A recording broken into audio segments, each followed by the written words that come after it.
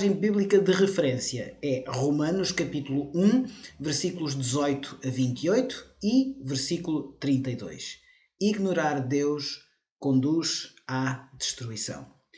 Nas últimas semanas temos feito referência ao plano de estudos que nos vai acompanhar ao longo de 14 semanas. A primeira de introdução e depois 13 semanas seguintes. O título da semana passada foi Compelidos, já agora da próxima semana Insuficiente. Vamos então concentrar-nos no título da lição de hoje, Culpados. Continuamos no capítulo 1 de Romanos e na semana passada apresentei-vos a ideia de que escolhemos para o estudo desta carta a divisão em duas grandes partes. Uma primeira parte do capítulo 1 ao capítulo 11, em que o apóstolo Paulo faz a apologia do Evangelho. Uma segunda parte dos capítulos 12 até 16, nos quais o apóstolo Paulo faz a aplicação desse mesmo Evangelho. Três ideias principais da apologia do Evangelho. O pecado tem uma natureza ardilosa, o pecado tem um impacto universal, mas há salvação pelo Filho. Na aplicação, nós, por causa da aceitação desta salvação pelo Filho, pertencemos a Cristo, mas devemos refletir essa presença nos nossos relacionamentos. Antes de mais com os nossos irmãos, mas também com o nosso próximo. Finalmente, a marca distinta desta pertença a Cristo, a marca distinta do cristianismo tem de ser o amor. E, portanto, estamos a observar o estudo desta epístola sujeitos a esta divisão em duas grandes partes da mesma. A primeira parte, a apologia, a segunda parte, a aplicação. Entre os capítulos 1 e 8, portanto, dentro desta primeira parte, dentro da apologia do Evangelho, nos capítulos 1 a 8, estamos a estudar a apresentação que o apóstolo Paulo fez da teologia da salvação. Uma teologia apresentada de uma forma ordenada e de uma forma lógica, que obedece a quatro grandes ideias principais. A primeira, a natureza pecaminosa da humanidade e, portanto, é preciso um Salvador. Jesus Cristo, o Filho, é a única esperança. Deus e o seu amor são uma presença constante e segura na nossa vida, na vida dos crentes. Natureza pecaminosa da humanidade, é preciso um Salvador, o Filho é a única esperança, Deus e o seu amor são uma presença constante e segura na vida dos crentes. Romanos capítulo 1, a partir do versículo 18. Deixe-me propor-lhe o seguinte desafio. Imagine que na apresentação ao lado o ponto A é o local da sua residência. O ponto B é o local do seu trabalho. Se imaginarmos então que do ponto A ao ponto B há um percurso a ser cumprido, há um objetivo que queremos alcançar, que é chegar ao ponto B estando no ponto A, provavelmente, e numa primeira observação, chegaríamos à conclusão que eventualmente conseguiríamos desenhar 2, 3, 4, 5, 6, 10 ou até mais percursos diferentes. E todos eles nos levariam ao ponto B, nos levariam ao local do nosso destino. Depois, com algum critério de seleção, e poderíamos usar vários, imaginem que um dos critérios de seleção é o que normalmente leva menos tempo, ou eventualmente o que seja mais barato, ou eventualmente aquilo que nos proporcione vistas mais bonitas. Enfim, poderíamos desenhar aqui os critérios de seleção que julgarmos mais convenientes, mas logo à partida, então, reduziríamos as possibilidades de chegada ao ponto B. Não porque não seria efetivo chegarmos ao ponto B, mas porque, eventualmente, isso não corresponderia aos nossos melhores anseios e expectativas. E, portanto, faríamos uma seleção. E, portanto, dos possíveis passaríamos aos melhores. Depois, com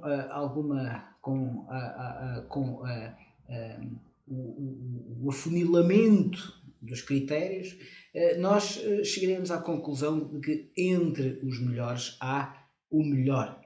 Ora, se isto é válido para chegarmos do ponto A ao ponto B, como é evidente, em termos espirituais, isto não é válido. Ou seja, quando na Bíblia, quando na Revelação, e daqui a pouco vamos falar abundantemente deste assunto, quando na Bíblia nós entendemos que precisamos de um sentido para a nossa vida, nós claramente verificamos que a palavra de Deus nos indica que só há um caminho.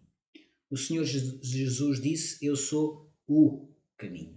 Então, se em termos da nossa vida, do ponto A ao ponto B, nós podemos encontrar vários caminhos de uma perspectiva espiritual, quando procuramos paz, quando procuramos propósito, se quisermos, como esta imagem belíssima nos sugere, quando nós procuramos um sentido para a nossa vida, então aí nós chegamos à conclusão que só há um caminho e o seu nome é Jesus.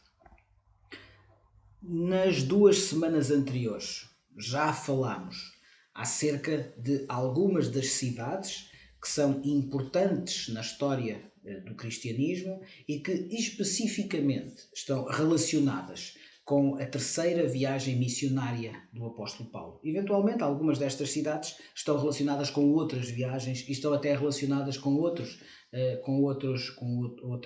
assuntos que nos são apresentados no Novo Testamento. Mas, especificamente em relação à terceira viagem missionária do apóstolo Paulo, há, para já, 5 cidades muito importantes.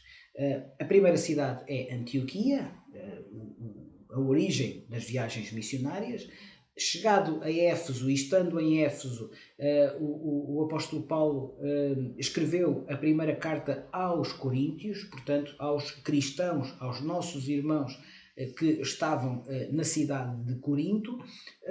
Foi até Filipos, neste caso novamente, porque já lá tinha estado quando da sua segunda viagem missionária na Macedónia, e em Filipos o apóstolo Paulo, com um espaço de provavelmente 6, 7 meses de distância em relação a Éfeso, em relação à escrita da primeira carta aos Coríntios, escreveu a segunda carta aos Coríntios, portanto em Filipos, e falámos também na cidade de Corinto, por tudo o que envolve a cidade de Corinto, mas também porque foi na cidade de Corinto, mais ou menos por volta do ano 56, 57, mais ano, menos ano, mas por volta desta data, o apóstolo Paulo escreveu exatamente aos romanos.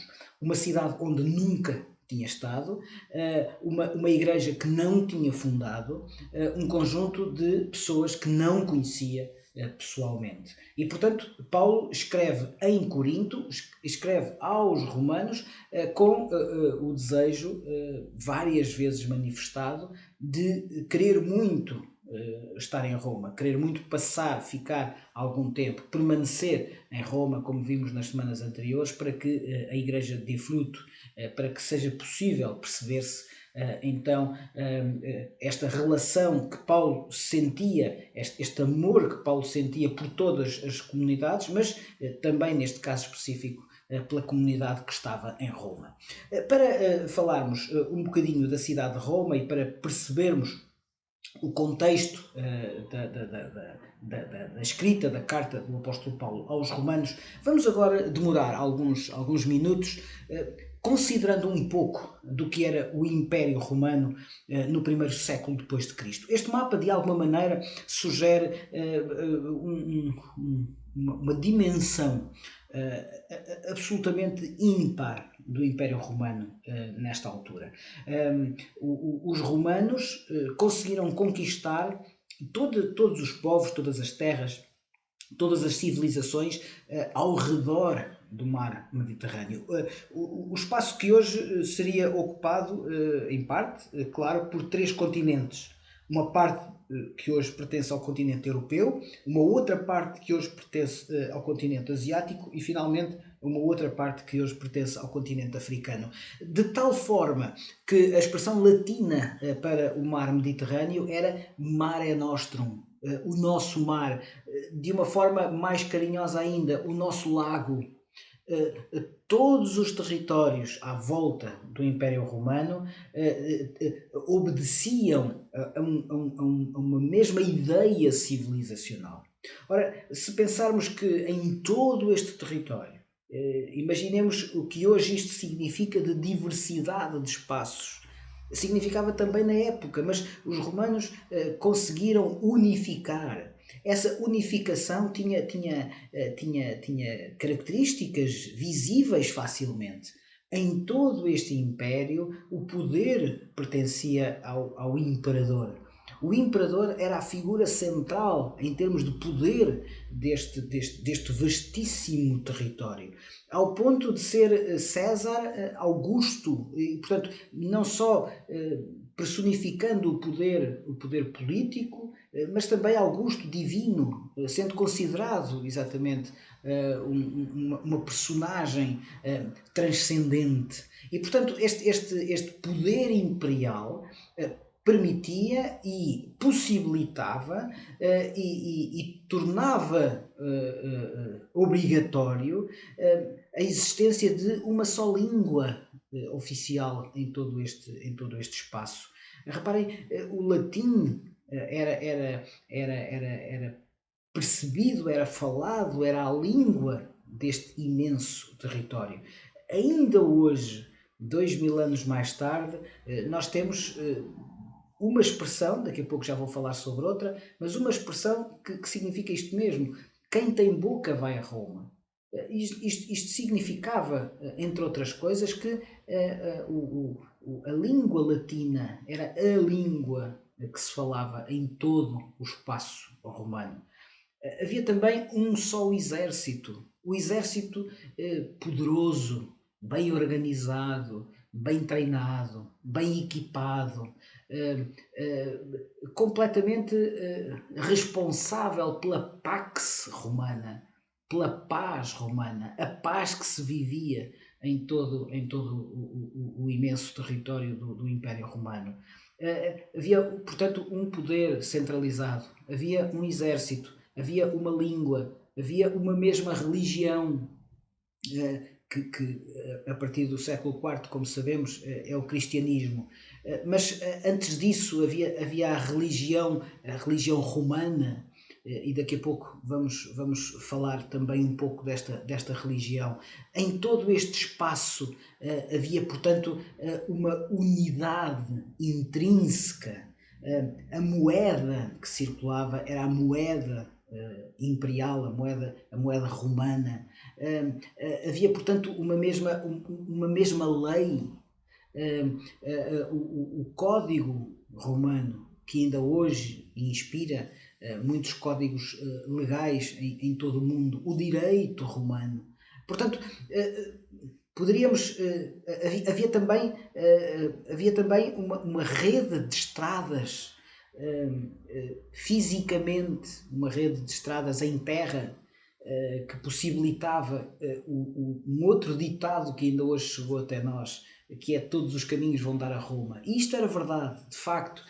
Os caminhos romanos, com as pontes, que ainda algumas hoje podemos observar, mas os caminhos romanos construídos de uma forma absolutamente uniforme, permitiam que nas estradas se circulasse de forma a que as estradas estavam interligadas e havia, se assim fosse esse desejo, a possibilidade de chegar a Roma. Portanto, todos os caminhos estavam relacionados uns com os outros e uniam as múltiplas cidades neste Império Romano. Mas não só as estradas físicas, mas também através do mar Mediterrâneo e também, em parte, embora sendo uma navegação de costa, mas a navegação ao longo da costa ocidental da Europa. E, portanto, quer estradas físicas, quer estradas no mar e no Oceano Atlântico, permitiam esta troca de produtos, esta troca de culturas, esta troca de pessoas, esta intensíssima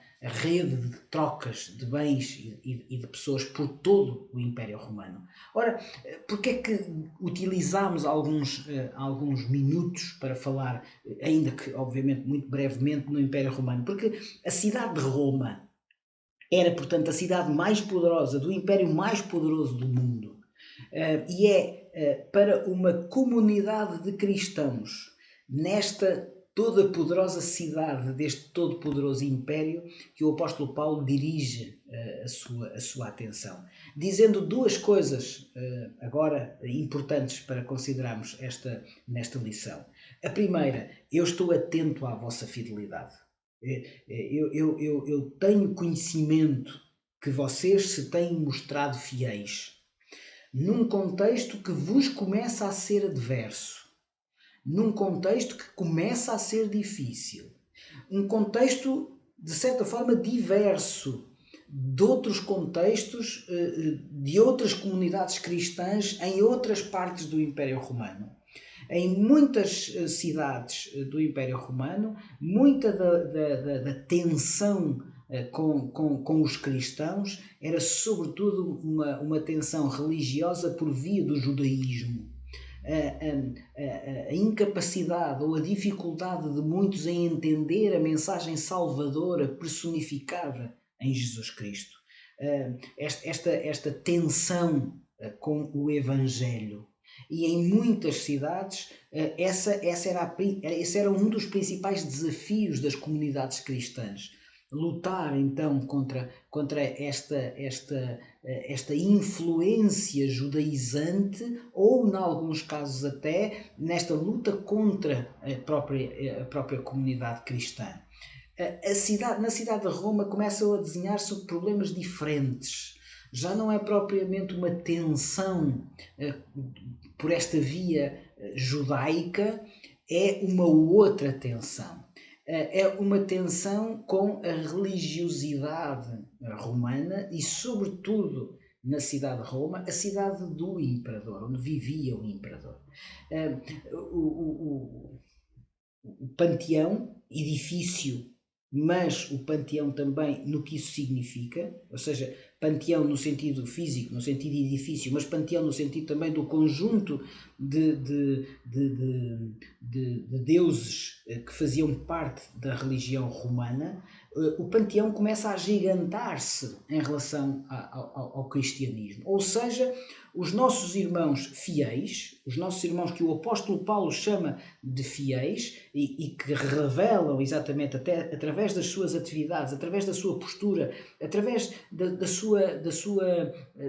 sua fidelidade, mostram que incorporaram e que percebem claramente o Evangelho, mas começa a agigantar-se a luta contra esta indisciplina dos cristãos, que não veneram o imperador, que não honram, que não cultuam, que não glorificam a religiosidade romana.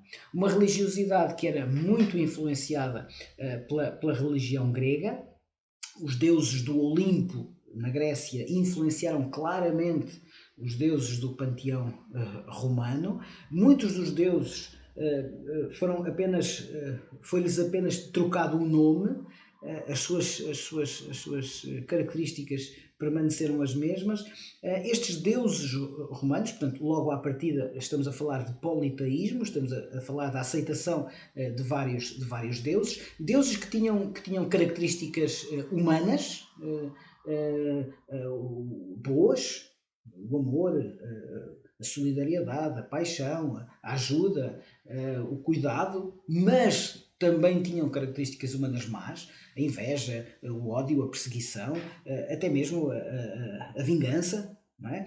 E, portanto, estas características boas e más humanas, ou a estas características humanas boas e más, juntavam-se outras características que eram, obviamente, dos deuses. Eram invisíveis, eram imortais, podiam transformar-se em pessoas, podiam transformar-se em objetos, podiam transformar-se em forças da natureza. Mas há aqui uma característica, é que estes deuses estavam intrinsecamente ligados à percepção daquilo que os homens conseguem fazer bom e mau. Ou seja, qualquer manifestação que pudesse ocorrer no dia a dia dos romanos era causa direta dos deuses. E se isso fosse bom, então os deuses estavam agradados. Se fosse mau, então os deuses estavam descontentes, estavam zangados, estavam furiosos. E, portanto, vamos agradar-lhes. E, portanto, todas as manifestações do dia a dia, seja público, seja privado, seja familiar, seja pessoal, todas as manifestações eram em honra dos deuses. O próprio imperador era adorado. Ora, os cristãos, evidentemente, não podiam pactuar e a sua vida começava a manifestar alguma diferença em relação a este culto aos deuses e ao próprio imperador. E, portanto, o apóstolo Paulo estava a dizer há pouco que foca dois aspectos fundamentais em relação aos romanos. Este é o primeiro, ou seja, ele percebe e apercebe-se e sabe da sua fidelidade, mas também prepara-os. Cuidado, em pouco tempo, não sabemos se o apóstolo Paulo saberia exatamente que tipo de perseguição é que iria acontecer.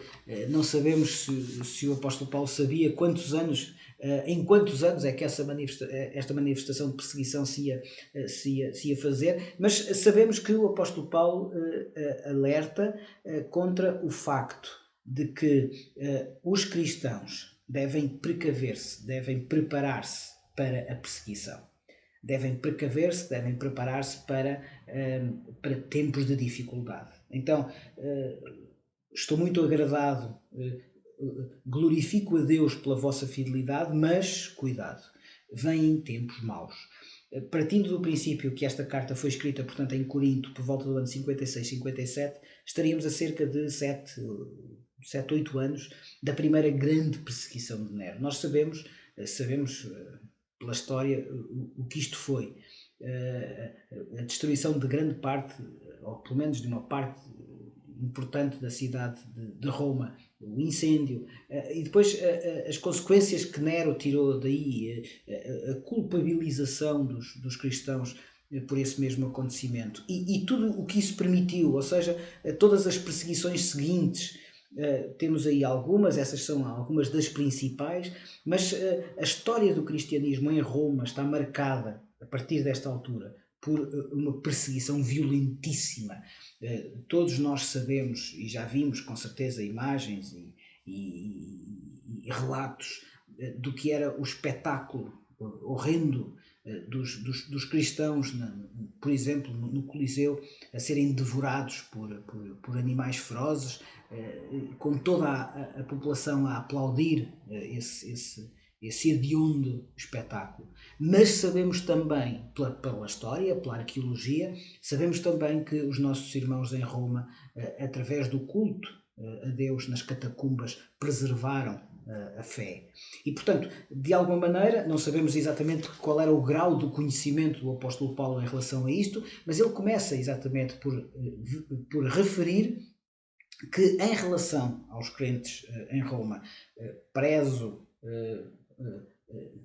subscrevo a ideia que vocês estão a ser fiéis, mas também, cuidado, vêm aí tempos de perseguição, e reparem que em menos de 10 anos essa perseguição iria mesmo acontecer. Como sempre, faço duas sugestões humildes, mas se eventualmente não o pode fazer, não há problema de maior com isso, mas as duas notas que normalmente gosto de referir: tenha à mão um bloco de notas, seja em papel, seja em suporte informático, e também a palavra de Deus, para que melhor nós possamos entender o texto bíblico. Mas se eventualmente estará a conduzir, a andar, a passear, a correr, a nadar, porque não? Então não há problema, nós vamos lendo uma boa parte das passagens. Mas estou a dizer isto porque vamos então começar. O estudo da lição de hoje então inicia no versículo 18. Eu gostaria que nós pudéssemos começar esta parte do nosso estudo. O apóstolo Paulo, no versículo 18, diz assim: a ira de Deus se revela do céu contra toda a impiedade e perversão dos homens que detêm a verdade pela injustiça. Ora, neste versículo 18, o apóstolo Paulo avança aqui com uma ideia, que é a ideia da injustiça. Daqui a pouco já vamos conversar sobre isto. Mas se nós olharmos para o nosso mundo, aquilo que nos rodeia é fortemente marcado pela injustiça. Cada um de nós, certamente, nesta altura, e se eu perguntasse, diga-me 2 ou 3 exemplos de injustiça à sua volta que consegue nomear rapidamente e sem grande dificuldade, nós apontaríamos 2 ou 3 exemplos de injustiça. Também é verdade que, se olharmos para nós próprios, também, se calhar sem grande dificuldade e honestamente e refletindo, conseguiríamos encontrar 2 ou 3 exemplos de injustiça ao longo, se calhar, do dia de ontem, ou se calhar ao longo da semana passada. Isto para já não falar no último mês ou no último ano, ou até ao longo da nossa vida. A injustiça faz parte do nosso mundo. E o apóstolo Paulo disse algo muito importante aos romanos.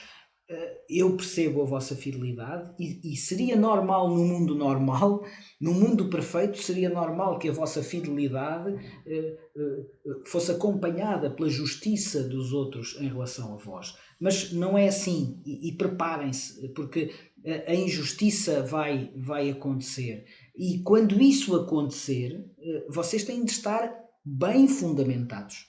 Vocês têm de estar bem preparados. Nos versículos 13, 14 e 15, portanto, eu sei que já observámos esta passagem, mas só para percebermos a lição de hoje, vamos voltar a ler alguns versículos que já lemos na semana passada. Estamos em Romanos capítulo 1. Vou ler os versículos 13, 14 e 15. Diz assim: porque não quero, irmãos, que ignoreis que muitas vezes me propus ir ter convosco, no que tenho sido até agora impedido. Não sabemos por quem, como, porquê, não sabemos. Mas diz o apóstolo Paulo, para conseguir igualmente entre vós algum fruto, como também entre os outros gentios. E depois diz assim o versículo 14, pois sou devedor tanto a gregos como a bárbaros, tanto a sábios como a ignorantes. Por isso, quanto está em mim, estou pronto a anunciar o Evangelho também a vós outros em Roma. Ou seja, a primeira base, a primeira parte desta base para a fé era a verdade do Evangelho. Daqui a pouco já vamos considerar esta questão, mas a nossa fé, para vencermos as dificuldades, os nossos irmãos em Roma tinham esta dificuldade de não se curvarem aos deuses e, portanto, e ao imperador e, portanto, por aí poder vir a sua própria morte. Mas provavelmente não será esse o nosso contexto hoje, ou pelo menos de muitos de nós. Mas temos outros contextos de dificuldade. Temos outros contextos de injustiça. Temos outros contextos em que olhamos à volta e muitas vezes ouvimos muita gente perguntar: mas onde é que está Deus? Como é que é possível perceber algumas notícias que chegam até nós nesta última semana de todo o tipo de atentados àquilo que seria mais bonito na vida das pessoas, que seria a justiça, que seria a equidade, que seria a incorporação em todos de que a liberdade é algo que deve ser preservado, que deve ser mantido, que deve ser cultivado, que deve ser alargado. E, portanto, temos contextos de injustiça à nossa volta. Ora, assim como no primeiro século, em relação aos nossos irmãos em Roma, o apóstolo Paulo diz que para nós hoje É preciso que o fundamento da vossa fé no sentido não só de conhecimento de Deus, de aceitação de que Deus é importante, Deus é o Espírito na nossa vida, é a transcendência na nossa vida, mas a fé também no sentido prático, no sentido de atuação. Então, a base para vocês perceberem que eu estou convosco é, em primeiro lugar, esta verdade do Evangelho, a verdade do Evangelho no qual Evangelho, na verdade do Evangelho, Paulo tinha sido constituído apóstolo. Mas vejam, versículos 13, 14 e 15. Portanto, quando está em mim, estou pronto a anunciar o Evangelho. Mas depois o versículo 16 e 17. Pois não me envergonho do Evangelho, porque é o poder de Deus para a salvação. Então, esta base da fé, aquilo em que os romanos precisavam de se basear para enfrentar a injustiça, para enfrentar as dificuldades, para enfrentar a perseguição, era exatamente este fundamento na verdade do Evangelho.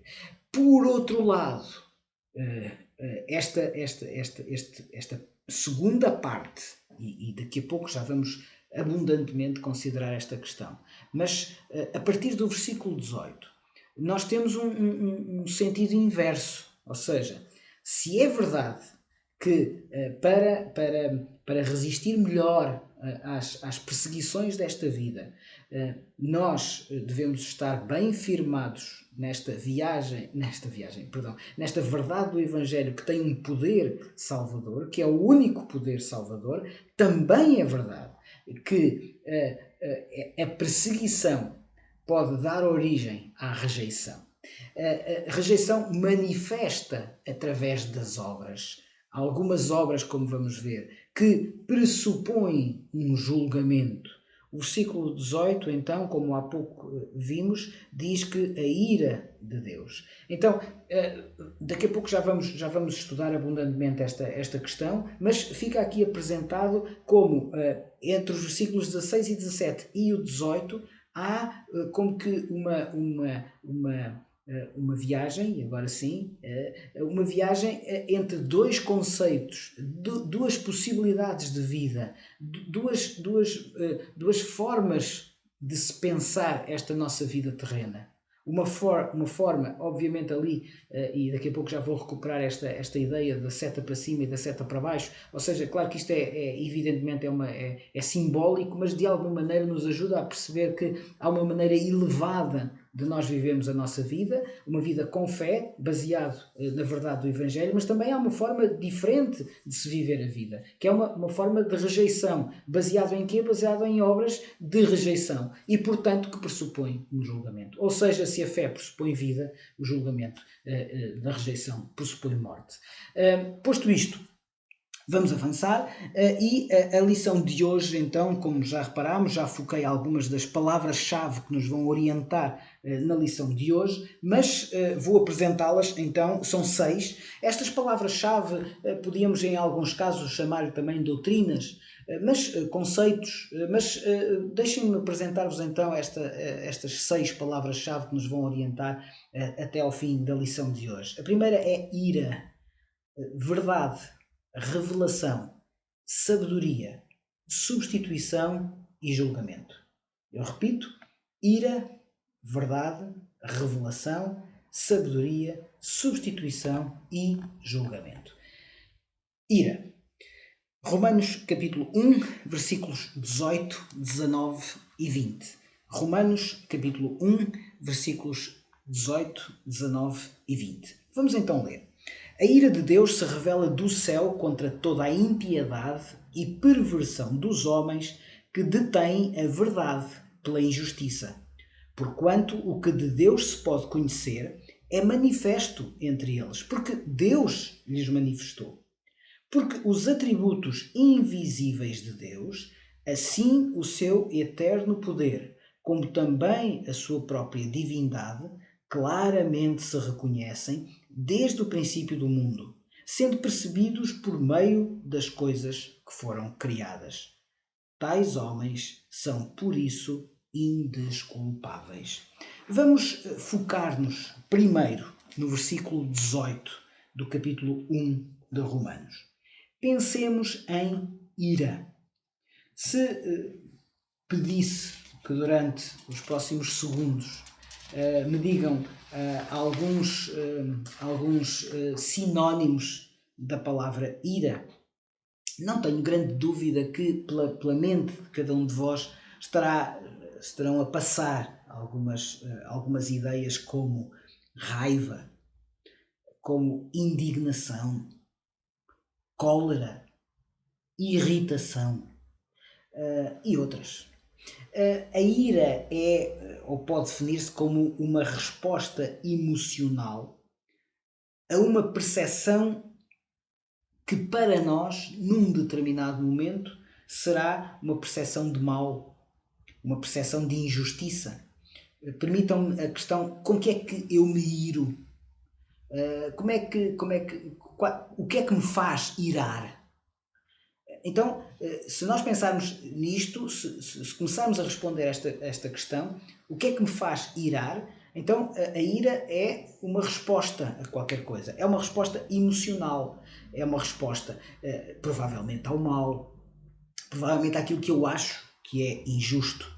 E isso faz com que alguns sentimentos em mim se manifestem. Então, pode ser raiva, pode ser indignação, pode ser cólera, pode ser irritação. Ora, nós iramo-nos. A pergunta seguinte é: e Deus? Deus ira-se? Então, no versículo 18 diz a ira de Deus. Então, como é que nós podemos entender esta ideia da ira de Deus? Da seguinte forma, e esta ideia é muito importante. Desde o Antigo Testamento, que a ira de Deus é uma resposta a desobediência e a pecado. Então, eu repito, a ira de Deus, desde o Velho Testamento, é claramente uma resposta divina à desobediência, ao pecado. De quem? Do homem. E, portanto, a ira de Deus é o resultado da nossa desobediência, do nosso pecado. Dito agora, não é de outra forma, é dito agora para avançar com uma outra ideia. Partindo do pressuposto que o Velho Testamento apresenta Deus como alguém que é santo, como alguém que é perfeito. Então, se Deus é santo, se Deus é perfeito, a ira de Deus é uma ira santa, é uma ira perfeita. Porquê? Porque tem a ver com uma resposta ao mal, à desobediência, ao pecado. De quem? Meu. Para percebermos isto, poderia considerar várias passagens bíblicas, mas gosto particularmente de uma neste contexto e, portanto, escolhia num livro que normalmente é visto sobretudo como um livro de coisas bonitas, é um livro poético, o livro dos Salmos. É um livro poético, mas também é um livro doutrinário. No capítulo 2, portanto, Salmos 2, diz assim: porque se enfurecem os gentios e os povos imaginam coisas vãs. Os reis da terra se levantam e os príncipes conspiram contra o Senhor e contra o seu ungido, dizendo: rompamos os seus laços, sacudamos de nós as suas algemas. Ri-se aquele que habita nos céus, o Senhor zomba deles. Na sua ira, a seu tempo lhes há de falar, e no seu furor os confundirá. Eu, porém, constituí o meu rei sobre o meu santo monte Sião. Ora, nesta passagem, e muitas outras, é claro que Deus se ira. Então, é verdade que nós nos iramos. É verdade que a nossa ira resulta da nossa percepção de mal, de injustiça. Também é verdade que Deus se ira. Mas Deus ira-se porquê e com quem? Deus ira-se porque é santo, porque é perfeito e, portanto, ira-se em relação a quem não o é, a quem desobedece. a quem procede mal, ou seja, eu próprio. Diremos assim, então, mas o Novo Testamento não é assim. Isso é no Velho Testamento. Errado. Também no Novo Testamento, nós temos passagens bíblicas que claramente indicam que Deus se ira. Vamos ler João, Evangelho de João. Agora vamos para João, estávamos em Salmos, João capítulo 3, versículo 36, Novo Testamento. Quem crê no Filho tem a vida eterna. Já quem rejeita o Filho não verá a vida, mas a ira de Deus permanece sobre ele. A ira de Deus permanece sobre ele. Novo Testamento. Aquele que crê no Filho não sofrerá a ira de Deus. Porquê? Porque o Filho tomou a ira de Deus sobre si quando tomou o meu lugar na cruz. Reparem, portanto, é verdade que Deus se ira. É verdade que desde o Velho Testamento este Deus que se ira, ira-se porque é santo, porque é perfeito, e portanto a reação, estamos a falar de palavras, estamos a usar palavras humanas, evidentemente, mas a reação de Deus ao meu pecado, à minha transgressão, ao meu erro, é exatamente algo que lhe advém da sua santidade, da sua perfeição. No entanto, este Deus que se ira proporciona a salvação. Porquê? Porque ele próprio, o Filho, veio a este mundo, viveu sem pecado, portanto, viveu de forma condizente com a sua natureza. Viveu de uma forma santa, viveu de uma forma perfeita, viveu de uma forma sem pecado. E, portanto, morrer na cruz significa que a sua morte na cruz não é resultado da sua imperfeição, não é resultado do seu pecado, mas é resultado da minha imperfeição, é resultado do meu pecado. E, portanto, quem crê nesta remissão dos seus pecados, diz então o Evangelho de João, quem crê no Filho tem a vida eterna. Já quem rejeita o Filho não verá a vida, mas a ira de Deus permanece. Ou seja, neste caso, então, a ira de Deus tem lugar para quem não aceita esta obra salvadora de Jesus Cristo. Fica uma última questão em relação à ira. Então, e eu? É lícito que eu me ire? O apóstolo Paulo responde mais tarde, numa outra carta, aos Efésios. Então, eu gostava que agora pudéssemos ler Efésios capítulo 4. Efésios, carta do apóstolo Paulo à comunidade que estava em Éfeso, Efésios capítulo 4, versículo 26. Então, se pudermos ler Efésios capítulo 4 e versículo 26. Diz assim: irai-vos e não pequeis. Não se ponha o sol sobre a vossa ira. E porquê? Versículo 25, versículo anterior.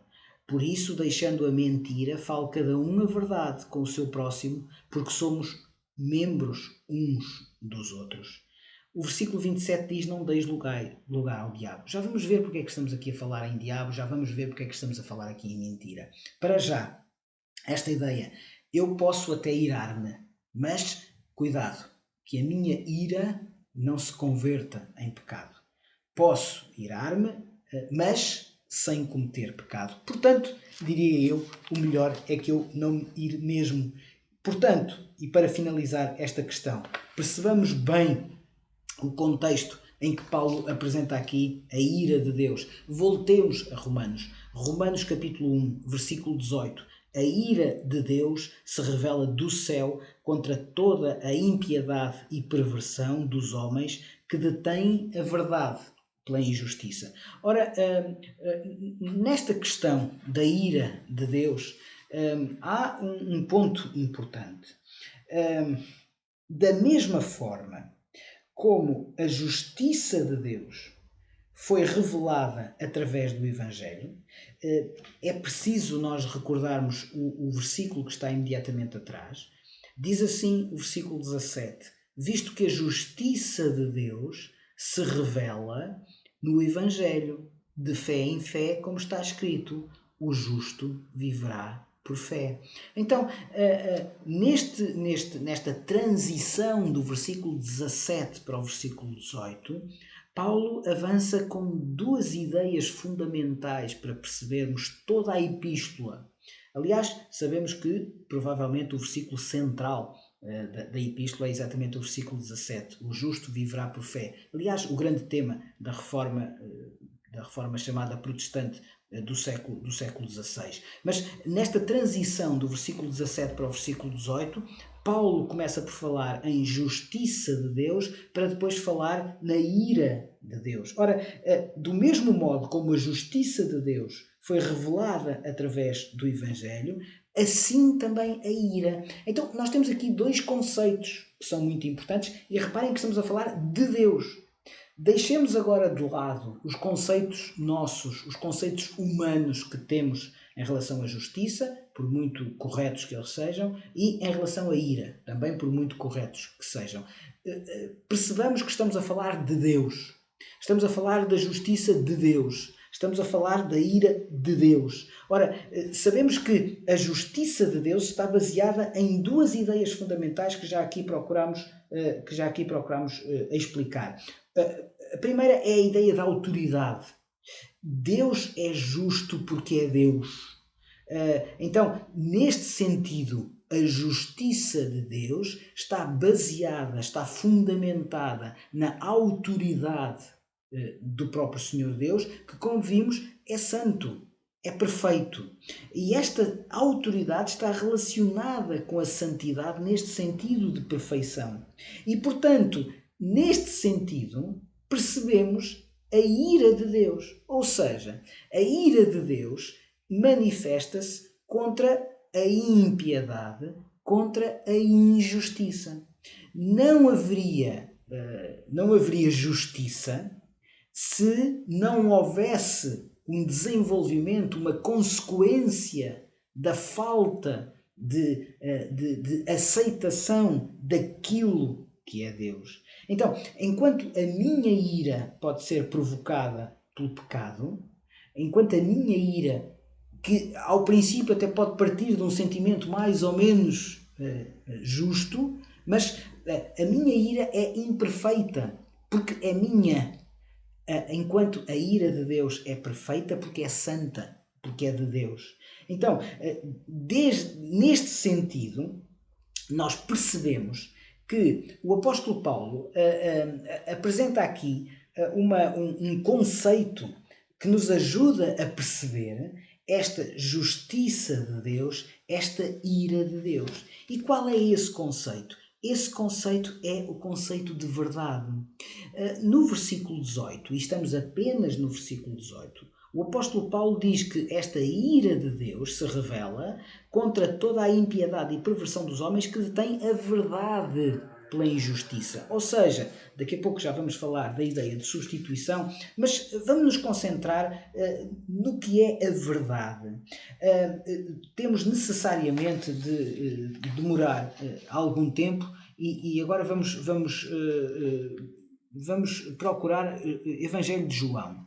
Então, Evangelho de João, capítulo 8. Vamos ler dois versículos importantes para já e depois um outro ainda, para percebermos exatamente esta ideia de verdade. Muitos perguntam no nosso mundo o que é a verdade. Vivemos tempos em que o conceito de verdade se atomizou, ou seja, a minha verdade é minha e é válida enquanto minha. Se tu tens uma outra verdade, é também válida porque é tua. E, portanto, não há esta ideia de valor absoluto da verdade. Ora, a palavra de Deus diz-nos o contrário. João capítulo 8 e versículo 32. João capítulo 8 e versículo 32 diz assim: E conhecereis a verdade, e a verdade vos libertará. O versículo 31, para percebermos isto, disse, pois, Jesus: se vós permanecerdes na minha palavra, sois verdadeiramente meus discípulos e conhecereis a verdade. Então, não há dúvida que a Bíblia apresenta um conceito de verdade enquanto valor absoluto. Esta é a primeira ideia em relação a isto. Não há várias verdades, estamos a falar, obviamente, no campo espiritual. Não há várias verdades. Há uma verdade e a verdade é a palavra de Deus. Mas, mais, esta palavra verdade é revelada, daqui a pouco já vamos falar em revelação, mas é revelada em Jesus Cristo. E, portanto, por isso é que Jesus diz, conhecereis a verdade, e eu vos libertarei. A verdade vos libertará. Portanto, neste sentido, então, primeiro, há uma verdade, a verdade está revelada em Jesus Cristo, a verdade, perdão, é Jesus Cristo, mas a verdade é revelada em Jesus Cristo. Ou seja, a verdade não é um conceito absoluto, abstrato ou inalcançável, inatingível. Não, a verdade está conosco. A verdade está em Deus através de Jesus Cristo. Ainda no Evangelho de João, vamos ler uma passagem no Evangelho de João e depois uma outra na carta aos Hebreus. João capítulo 1, versículos 17 e 18, diz assim: porque a lei foi dada por intermédio de Moisés, a graça e a verdade vieram por meio de Jesus Cristo. Ninguém jamais viu a Deus. O Deus unigênito que está no seio do Pai é quem o revelou. Portanto, vejam que esta revelação vem através de Jesus. E, portanto, a verdade não é algo inalcançável, não é algo inatingível. A verdade está em Jesus, Jesus revelado. E porquê? Porque Hebreus, vamos também ao princípio, logo nos primeiros versículos do livro de Hebreus, da carta. Havendo Deus outrora falado muitas vezes e de muitas maneiras aos pais pelos profetas, agora vejam o versículo 2. Nestes últimos dias nos falou pelo Filho. Então, esta verdade revelada no Senhor Jesus significa que Deus é a verdade, conceito absoluto, esta verdade é Jesus, esta verdade está revelada, mas atenção, é importante para que eu me comporte de determinada forma. Ou seja, esta verdade tem uma aplicação, tem uma aplicabilidade na minha vida. Vamos voltar a João, e vamos voltar a João capítulo 8. João capítulo 8 e versículo 44, para avançarmos. João capítulo 8 e versículo 44. Diz assim, vós sois do diabo, e é muito importante este versículo para fazer a ligação com um outro assunto que estudaremos mais a seguir. Vós sois do diabo, que é vosso pai, e quereis satisfazer-lhe os desejos. Ele foi homicida desde o princípio e jamais se firmou na verdade, porque nele não há verdade.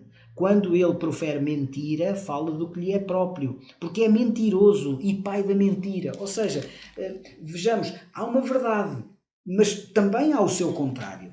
Este conceito absoluto não é o único. Há um conceito absoluto contrário à verdade. E o conceito absoluto contrário à verdade é a mentira.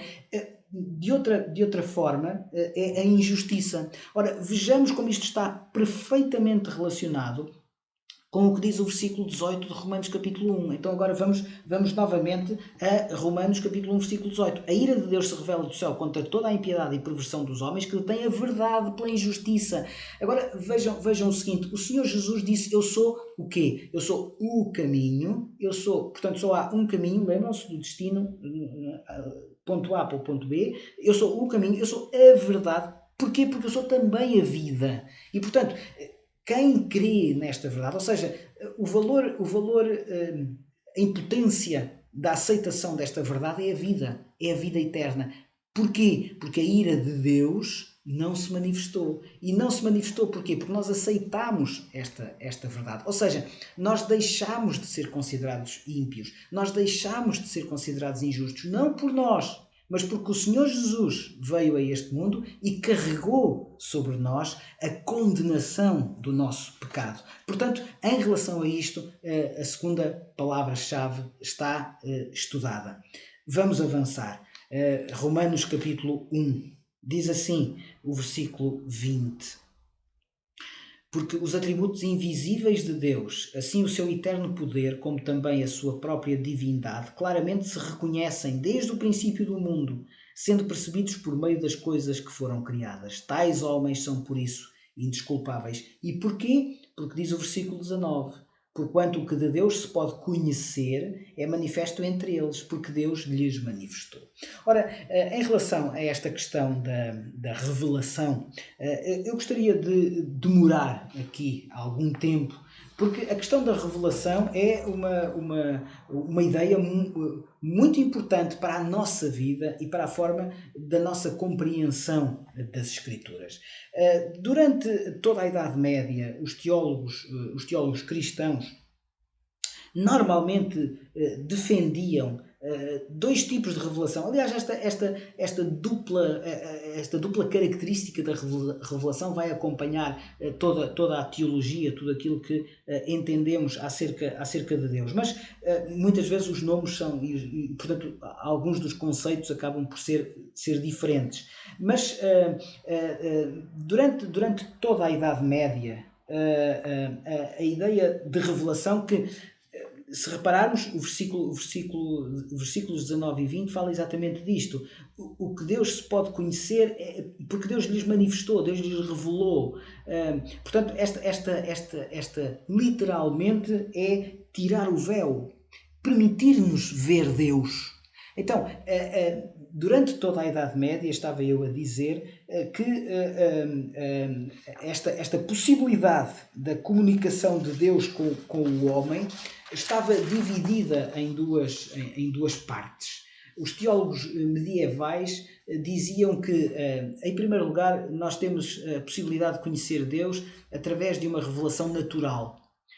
E depois de uma revelação sobrenatural. Permitam-me que explique que para estes teólogos medievais não quer dizer que a revelação natural não tivesse a mesma origem, não tivesse também Deus como fonte. Não é isso. A fonte é sempre Deus, ou seja, Deus revela-se, Deus permite que o véu caia e, portanto, que nós conheçamos Deus. Mas diziam então os teólogos medievais que há uma diferença, não que tenha a ver com a fonte ou com a origem da revelação, mas porque toda ela é sobrenatural, portanto toda ela vem de Deus. No entanto, esta distinção tem a ver com o modo de revelação, ou seja, há uma revelação que é natural, porque é comunicada através de Deus, é comunicada por Deus através daquilo que podemos chamar fenómenos naturais, ou seja, a sua obra criada, a natureza, aquilo que está à nossa volta. E essa é a revelação natural. Os teólogos medievais distinguiam um outro tipo de revelação, a que chamavam então sobrenatural, neste sentido, porque depende da intervenção divina, uma intervenção especial divina para nos revelar alguma coisa. Sonhos, visões, etc. E, portanto, durante toda a Idade Média aceitou-se esta dupla característica da revelação. Há uma revelação natural, por aquilo que nós podemos ver à nossa volta, e depois há uma revelação sobrenatural, que é então a tal intervenção direta de Deus através de sonhos, visões, etc.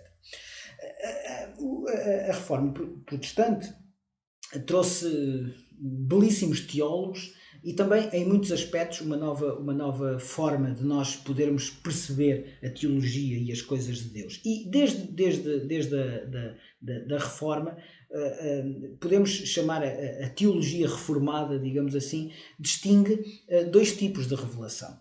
A revelação geral e a revelação especial. O que é que será a revelação geral? É aquilo que nos é percepcionado através da criação de Deus. Quando nós olhamos para o Velho Testamento, o próprio texto bíblico, Salmos capítulo 19, ajuda-nos a perceber o que é que os teólogos reformados entendiam como revelação geral, que aliás já os próprios teólogos medievais chamavam-lhe então a revelação natural. Salmos 19, vamos voltar ao livro dos Salmos, é um belíssimo texto acerca da revelação de Deus.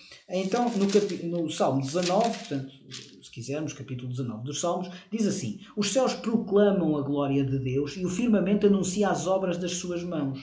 Um dia discursa ao outro dia e uma noite revela conhecimento a outra noite. Ou seja, esta será então aquilo que se pode chamar a revelação geral. É como que a percepção de Deus através da sua obra criada, através da natureza. Por outro lado, a revelação especial é então a revelação através do Senhor Jesus, através da palavra. Neste aspecto, João Calvino, o célebre teólogo da Reforma, um dos, dividia esta revelação geral em duas subdivisões. Ele dizia que nesta revelação geral, nesta revelação, portanto, através das obras de Deus, nós podemos considerar duas subcategorias. Aquilo que ele chamava a revelação geral imediata e a revelação geral mediada. Eu explicarei telegraficamente o que é que João Calvino entendia. Obviamente as palavras que vou usar são muito menores daquelas que João Calvino utilizou. Mas a ideia básica é a seguinte. Imaginem, estou a falar obviamente usando palavras do século XXI, mas o que é esta revelação geral imediata? É como que um chip que Deus coloca em nós, uma predisposição natural que há em todos nós para perceber que tem de haver algo transcendente, que tem de haver algo que nos ultrapassa, que é exterior a nós, que tem características que não são deste mundo físico. E, portanto, dizia João Calvino que Deus nos criou com esta percepção de que Deus existe, de que algo imaterial é responsável pela nossa presença na Terra.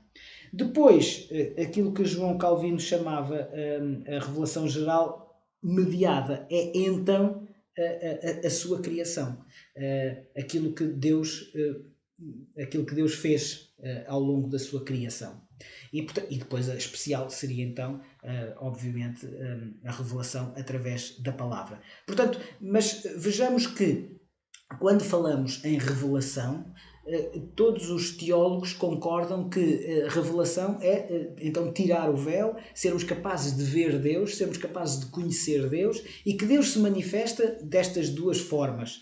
De uma forma geral, seja imediata, seja mediada, ou de uma única forma, mas também através de uma forma especial, ou seja, através do Filho. E, portanto, esta revelação geral seria disponível e estaria à disposição de todos, enquanto a revelação especial só pode compreender-se quando percebemos que o Filho é, então, a revelação de Deus completa em nós. Ora, se repararmos, o apóstolo Paulo disse exatamente isto nos versículos 19 e 20. Reparem que fala em revelação de Deus. Deus revela-se, Deus pode conhecer-se, é manifesto porque Deus lhes manifestou. Estamos então a falar desta predisposição para conhecermos Deus. Esta revelação, se quisermos, então, geral. Mas o versículo 21 depois avança para uma outra característica do ser humano. E qual é esta outra característica do ser humano? É que, claro que há a possibilidade de todos conhecermos Deus intelectualmente, no sentido de, eventualmente, estarmos predispostos a pensar que há qualquer coisa que é exterior a nós, que é transcendente, que não é físico, e é esta percepção que está ao alcance de todos. Esta percepção do conhecimento de Deus intelectual significa que, dizia Paulo, que não é suficiente.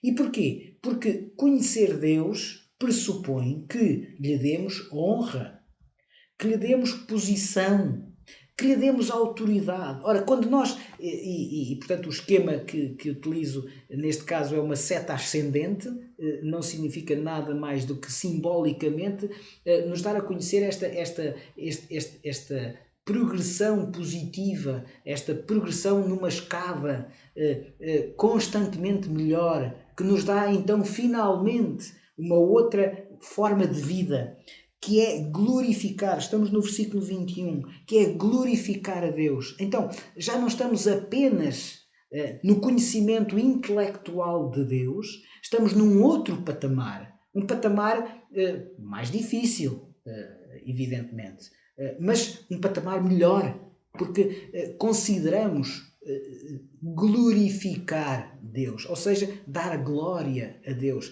Considerar que este Deus transcendente se manifestou, se revelou a mim, faz parte da minha vida, não por aquilo que eu sou, não por aquilo que eu mereço, não pelas minhas capacidades, mas porque eu reconheço honra, posição, autoridade a este mesmo Deus. Então, nós temos aqui uma escada, mas também temos, permitam uma expressão, um trambolhão anunciado.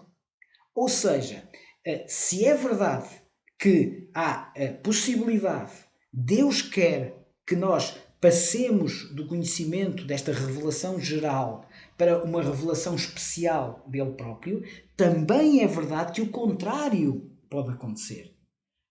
E o contrário está descrito claramente nos versículos 21, 22 e 23. Eu vou ler. Porquanto, tendo conhecimento de Deus, não o glorificaram como Deus, não lhe deram graças. Antes, se tornaram nulos em seus próprios raciocínios, obscurecendo-se-lhes o coração insensato. Inculcando-se por sábios, tornaram-se loucos e mudaram a glória do Deus incorruptível em semelhança da imagem de homem corruptível, bem como de aves, quadrúpedes e répteis. Ou seja, se repararmos, podemos simbolicamente pensar numa escada ascendente do conhecimento de Deus para a glorificação de Deus. Com intelectual e espiritual não significa, obviamente, que o espiritual anula a intelectualidade. Nada disso. Conhecer Deus intelectualmente no sentido da possibilidade de Deus existir. Mas não é isso que o apóstolo Paulo espera de nós. Não é isso que Deus espera de nós. Não é isso que nós devemos esperar de nós próprios. Nós devemos esperar, então, esta transcendência, esta capacidade de nos anularmos a nós próprios e glorificarmos a Deus. Mas o inverso também é verdade. Ou seja, a possibilidade de nós anularmos a Deus para nos glorificarmos a nós próprios. E é disso que fala os versículos 21, 22 e 23. Num trambolhão anunciado, então, que começa com a arrogância. Reparem, onde é que começa esta escada descendente? Começa com o tornar-se nulos nos seus próprios raciocínios. E porquê? Porque achamos, ou há quem ache, que achamos no sentido de género humano, achamos que os nossos próprios raciocínios eram mais importantes. Vejam, é a anulação, é a inversão daquela escada, que tem evidentemente uma consequência. O obscurecimento significa as trevas, significa a falta de luz, significa a incapacidade para ver. E, portanto, a insensatez, diz o versículo 21, o coração insensato. Logo, a presunção. Mudaram a glória do Deus incorruptível. Vejam esta ideia da imagem. A imagem, quando nós olhamos para o texto bíblico e quando nós pensamos que fomos criados à imagem e semelhança de Deus, não resisto, eu sei que o nosso tempo está praticamente no fim, mas não resisto a lermos Gênesis capítulo 1. Gênesis capítulo 1, versículos 26 e 27. E hoje vou precisar mais do que 10 minutos suplementares, mas prometo não demorar muito mais tempo. Diz assim o versículo 26. Também disse Deus, façamos o homem à nossa imagem, à nossa semelhança. Nós fomos criados à imagem e semelhança de Deus. Agora vamos voltar a Romanos. Romanos capítulo 1, versículo 23 diz a imagem de quê? De aves, de quadrúpedes, de répteis. Reparem, nada de mal com as aves, nada de mal com os quadrúpedes, nada de mal com os répteis. São tudo criaturas, são tudo seres criados por Deus.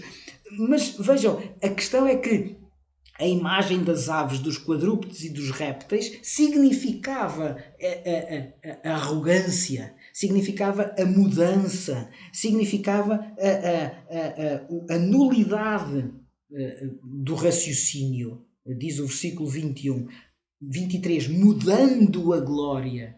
Então, vejam como a imagem de Deus estava a ser substituída por outras imagens necessariamente inferiores. Então, como é verdade que a revelação nos pode levar, então, à glorificação de Deus, também é verdade que o conhecimento da eventualidade da existência de Deus, só por si, pode levar a um trambolhão anunciado a partir do momento em que a nossa arrogância nos coloca numa situação de clara predominância em relação à humildade, que deve ser o ponto de partida da nossa relação com Deus. E, portanto, já vamos ver, versículo 24, Deus os entregou. Versículo 26, Deus os entregou. Versículo 28, Deus os entregou. Ou seja, a ideia que a arrogância é o ponto de partida para uma situação em que Deus permite que a consequência do pecado seja visível naqueles que não o aceitam. Intimamente relacionado com isto está uma outra palavra que há pouco vos apresentei, que é a ideia de sabedoria. Quando falamos em sabedoria divina, podemos ficar com a sensação de que esta sabedoria é só para Deus. Eu não conseguirei alcançar a sabedoria divina. É evidente que nós não poderemos alcançar a sabedoria divina, mas é verdade que Tiago, capítulo 1, versículo 5, dá-nos um ponto de partida muito importante para percebermos como é que esta sabedoria divina pode fazer parte da nossa vida. Tiago, capítulo 1. E vamos ler então no versículo 5. Tiago, capítulo 1 e versículo 5.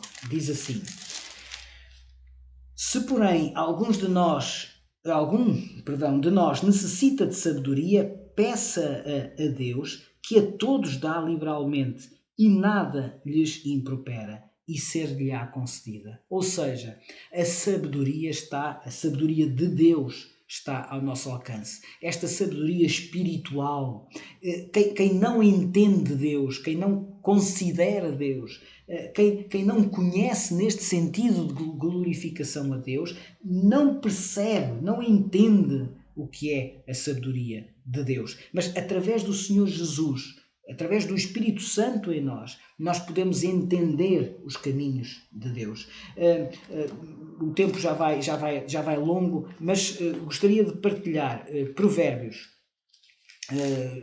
Provérbios, capítulo 1. É um trecho importante na vida de alguns, no meu também. Provérbios 1,7 diz assim: O temor do Senhor é o princípio do saber. Os loucos desprezam a sabedoria e o ensino. Tão relacionado com Romanos capítulo 1. Vejam, duas possibilidades de vida que estão descritas telegraficamente e simbolicamente neste slide. O temor do Senhor é o princípio do saber, mas os loucos desprezam a sabedoria e o ensino.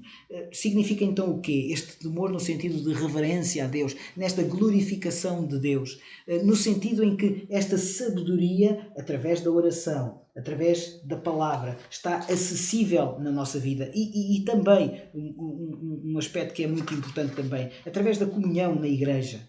Então, esta sabedoria está acessível a nós, este temor do Senhor é o princípio da sabedoria. Se isto é verdade para quem glorifica a Deus, o inverso também é verdade para quem não o quer. E, portanto, o versículo 23 diz: mudaram a glória de Deus incorruptível em semelhança da imagem de homem corruptível, bem como de aves, quadrúpedes e répteis. E, portanto, percebemos que a falta desta sabedoria faz com que Deus os entregue às suas próprias concupiscências. E porquê? Porque houve uma substituição. Versículo 24. Por isso Deus entregou tais homens à imundícia pela concupiscência do seu próprio coração, para desonrarem o seu corpo entre si. Pois eles mudaram a verdade de Deus em mentira, adorando e servindo a criatura em lugar do Criador, o qual é bendito eternamente. Amém.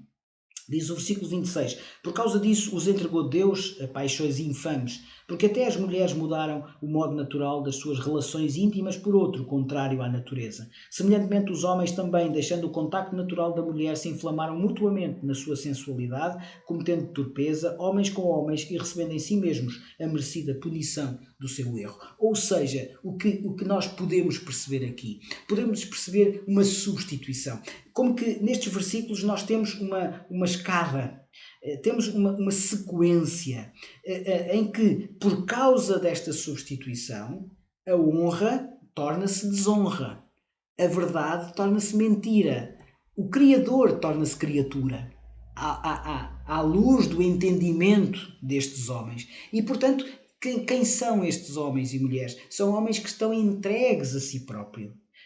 Diz então o texto várias vezes, versículo 24, versículo 26, versículo 28, que Deus os entregou à desonra, à mentira, à criatura. Reparem, duas ideias muito importantes. Não significa que a graça de Deus não cubra qualquer pecado confessado com arrependimento. Não significa que Deus não deseje que todos voltem para Ele. E Deus está constantemente a pedir: arrepende-te. Deus está constantemente a estender a sua mão, a desejar que os pecadores voltem para Ele. Por intermédio de quê? Por intermédio do arrependimento. Então, Deus os entregou no sentido que Deus permite, estamos a usar palavras humanas, Deus permite que a consequência do pecado seja visível nas suas vidas, mas ainda assim, Deus está sempre preparado para estender a sua mão desde que haja arrependimento. Finalmente, mesmo a terminar, versículo 32, diz assim: ora, conhecendo eles a sentença de Deus, de que são passíveis de morte os que tais coisas praticam, não somente as fazem, mas também aprovam os que assim procedem. Cuidado! Vocês estão num caminho em que o julgamento é uma consequência natural, primeiro da ira, em segundo lugar da justiça. Vejam como todos estes conceitos estão interrelacionados. Mas ainda assim, a palavra que é usada no versículo 32 é passíveis de morte. Ou seja, não estão ainda mortos. Deus constantemente estende a sua mão para que seja possível a salvação. E, portanto, a mensagem final deste capítulo 1 não é uma mensagem condenatória, é uma mensagem de aviso. Arrependam-se, voltem ao conhecimento, não só o conhecimento intelectual de Deus, mas aquele conhecimento que vos permite glorificar Deus. E, portanto, glorificando Deus, a tal substituição, a tal mudança, a tal desonra, a mentira, a criatura, não valem nada em relação à honra, em relação à verdade, em relação ao Criador. Vamos terminar a lição de hoje da Escola Bíblica Dominical. Humildemente, costumo deixar uma pergunta para eventual reflexão durante a semana. Hoje, permitam-me que deixe duas.